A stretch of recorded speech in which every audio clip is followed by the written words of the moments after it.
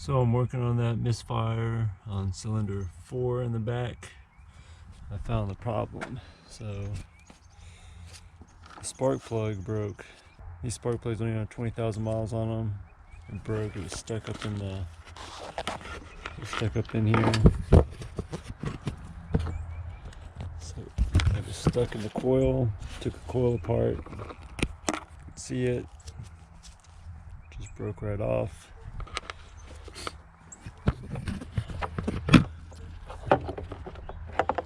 So I decided to run these. Like I said, these are only 20,000 miles. So I run these E3s. I'm not gonna run them anymore. I'll have to end up taking all of these out. I don't know. It just separated up here. It's supposed to be a one-piece plug. I don't know. Top blew off. So the top broke off. I have to get this replaced. So this could be your problem. Place a plug. Fire up with no check engine light.